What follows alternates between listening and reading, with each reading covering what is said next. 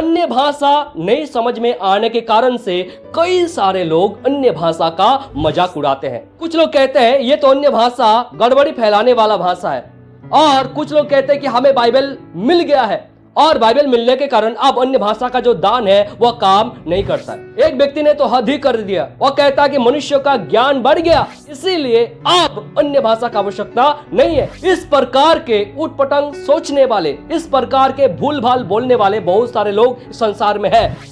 ना तो अन्य भाषा मिटा है और ना ही मिटेंगे, और ना ही अन्य भाषा गड़बड़ी फैलाने वाला भाषा है। प्रिय, अन्य भाषा पवित्र आत्मा परमेश्वर का दान है। जिस प्रकार पवित्र आत्मा परमेश्वर का बाकी दानों का महत्व है, जिस प्रकार आत्मा का फल का महत्व है, उसी प्रकार अन्य भाषा का भी महत्व है।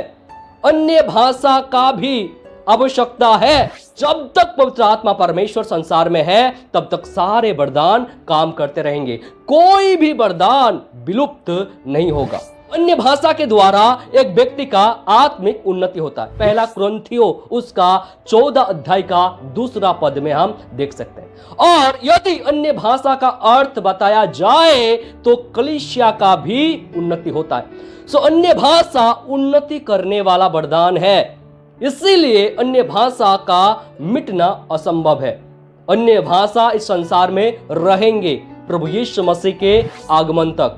जो व्यक्ति अन्य भाषा का अपमान करते हैं, जो व्यक्ति अन्य भाषा का निंदा करते हैं, जो व्यक्ति अन्य भाषा को गड़बड़ फैलाने वाला भाषा सोचते हैं, प्रियो, वह व्यक्ति पवित्र आत्मा परमेश्वर का निंदा करता है, वह व्यक्ति पवित्र आत्मा परमेश्वर का अपमान करते हैं, क्योंकि अन्य भाषा का दाता पवित्र आत्मा परमेश्वर ही है। इसीलिए कभी भी आप अन्य भाषा का तिरस्कार करके या उसको निंदा करके पवित्र आत्मा परमेश्वर का अपमान ना करें, क्योंकि यह पवित्र आत्मा परमेश्वर का दान है। याद रखिएगा, शैतान चाहता है कि लोग अन्य भाषा और बाकी वरदानों को तिरस्कार करके पवित्र आत्मा परमेश्वर का अपमान करे, पवित्र आत्मा परमेश्वर का निंदा करे। प्रियो, हमें सावधान रहना चाहिए। हमें अन्य भाषा क्यों समझ में नहीं आता?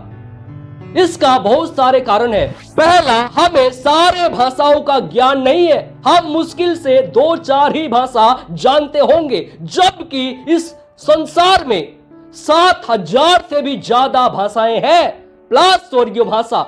तो इतने सारे भाषा है और हम जानते कितना भाषा? 2, 4, 5। गूगल के पास भी सारे भाषाओं का जानकारी नहीं है, सारे भाषाओं का अर्थ गूगल भी नहीं बता सकता। भाषा की निम्न ज्ञान होने के कारण हमें अन्य भाषा नहीं समझ में आते हैं। दूसरा, हमारे साथ हमारा ही भाषा जानने वाले लोग होने के कारण हमारे इर्द गिर्द में हमारा ही भाषा जानने वाले व्यक्ति होते हैं। इसीलिए जब उनको अन्य भाषा मिलता है तब ना तो उनको समझ में आता है ना ही हमें, क्योंकि अन्य भाषा का अर्थ है एक अनजान भाषा जो हमारा मातृभाषा नहीं है।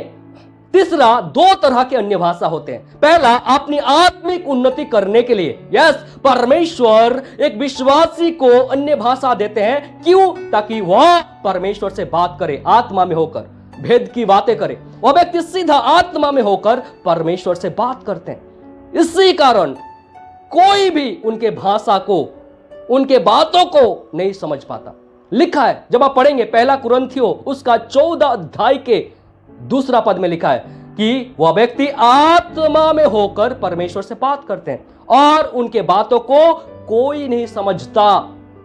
साफ स्पष्ट शब्दों में लिखा है, कोई नहीं समझता। उसके बाद प्रियो, दूसरों और कलीसिया के उन्नति के लिए एक सीधा श्रोताओं के भाषा में बोले जाने वाले अन्य भाषा, और दूसरा है जिसका अनुवाद किया जाता है, अनुवाद करने वाला भाषा है जो श्रोता नहीं समझता। यदि आप कलीसिया में कुछ बोलना चाहते हैं, कुछ घोषणा करना चाहते हैं, कुछ समझाना चाहते हैं, कुछ भविष्य के बातों को बताना चाहते हैं, तब अन्य भाषा का अर्थ बताने वाले या उसका अनुवाद करने वाले का होना अनिवार्य है। यदि आपके पास नहीं है तो उसके लिए प्रार्थना करें। इसी कारण हमें अन्य भाषा समझ में नहीं आता है, क्योंकि अन्य भाषा का अर्थ है एक ऐसा भाषा जो हमारा मातृभाषा नहीं है या जो अनजान भाषा है। इसलिए अन्य भाषा को तुच्छ ना समझे। जिस प्रकार बाकी वरदानों का महत्व है, जिस प्रकार आत्मा के फल का महत्व है, उसी प्रकार अन्य भाषा का भी महत्व है। अन्य भाषा भी पवित्र आत्मा परमेश्वर का बहुमूल्य दान है। कोई भी वरदान छोटा बड़ा नहीं है, सारे वरदान का महत्व है। सारे वरदान कलीसिया की उन्नति के लिए है और सारे वरदान मसीह के देह को मजबूत करता है। इसीलिए वरदान का निंदा ना करें। यदि आप कोई वरदान का निंदा करते हैं, यदि आप पवित्र आत्मा परमेश्वर का फल का निंदा करते हैं, आप सीधी तौर पर पवित्र आत्मा परमेश्वर का अपमान करते हैं। बाइबल में भी कई सारे उदाहरण हैं। जब आप पढ़ेंगे प्रेरित उसका 10वां अध्याय का 44 से 47 तक के वचनों को, वहां पर आप गौर कीजिएगा। जब अन्य जाति लोग परमेश्वर का वचन को सुन रहे थे, तब उसके ऊपर में पवित्र आत्मा का दान उंडेला गया था और पवित्र आत्मा परमेश्वर का दान पाने के पश्चात ही वे लोग भिन्न भिन्न भाषा में बोलने लगे और परमेश्वर का बड़ाई और महिमा करने लगे। तो वहां पर गौर कीजिएगा, वे लोग पवित्र आत्मा का दान पाने के बाद भिन्न भिन्न भाषा में बोले और साथ ही साथ अपना भाषा में परमेश्वर का महिमा किए, परमेश्वर का प्रशंसा किए, परमेश्वर का बड़ाई किए अपने भाषा में। तो यहां पर देखिए, अन्य भाषा भी बोले और अपने भाषा में परमेश्वर का महिमा भी किए। वहां पर आपको नहीं मिलेगा कि वे लोग कौन सा देश का भाषा बोला। आप पढ़ के देखिएगा, वे लोग कौन सा देश का भाषा बोला, नहीं लिखा, नहीं जिक्र किया गया। यानी उनके भाषा को भी कोई नहीं समझा वहां पर, अन्य भाषा को। और जब आप पढ़ेंगे प्रेरित उसका 19 अध्याय का 1 से 9 तक के वचनों को, वहां पर हम देख सकते हैं कि पौलुस सारे प्रदेश से होकर जब इफिसुस में आया, तब वहां पर लगभग 12 चेलों को देखा। वे लोग इफिसुस का था।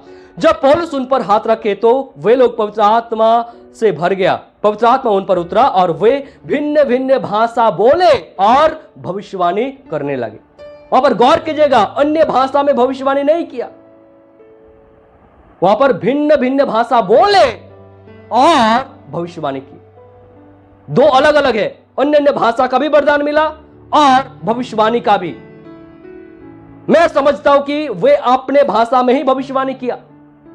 पहला कुरिन्थियों उसका 14 अध्याय का 2 पद में प्रेरित पौलुस कहते हैं कि जो अन्य भाषा में बातें करता है वह मनुष्यों से नहीं परंतु परमेश्वर से बातें करता है, इसलिए उनकी बातों को कोई नहीं समझता। पर गौर कीजिए, लिखा उनके बातों को कोई नहीं समझता। यहां पर लिखा है कोई नहीं समझेंगे। यह स्वर्गीय भाषा है और प्रेरित पौलुस कहते हैं कि मैं जब अन्य भाषा में बोलता हूं तब मेरा बुद्धि काम नहीं देता। भाषा को सटीक रूप से बोलने के लिए बुद्धि, समझ और विवेक का होना अनिवार्य है, अन्यथा आप एक भाषा को सही से नहीं बोल सकते। और अन्य भाषा बोलने वाले बुद्धि से नहीं परंतु परमेश्वर के आत्मा से बोलते हैं, इसीलिए हमें समझ में नहीं आता। कलीसिया जब तक है, कलीसिया का उन्नति के लिए परमेश्वर तरह तरह के वरदान देते रहेंगे। इसलिए कोई भी वरदान का निंदा ना करे, कोई भी वरदान का आलोचना ना करे। सारे वरदान का महत्व है। बाइबल में हम देखते हैं कि वे लोग खुद नहीं समझे जो लोग अन्य भाषा बोले। पौलुस कहते कि मैं भी नहीं समझता हूं, कलीसिया भी नहीं समझते थे। प्रेरितों के काम उसका 2 अध्याय में हम देख सकते कि जो 120 गलीली थे वे पृथ्वी पर के साथ साथ स्वर्गीय भाषा भी प्राप्त किए थे, और इसीलिए जितनों ने उनके भाषा को समझ पाया वे लोग चकित रह गए और जो नहीं समझ पाया वे लोग ठट्ठा किए। उनका समझने का कारण था वहां पर 16 से भी ज्यादा भाषा जानने वाले मौजूद होना।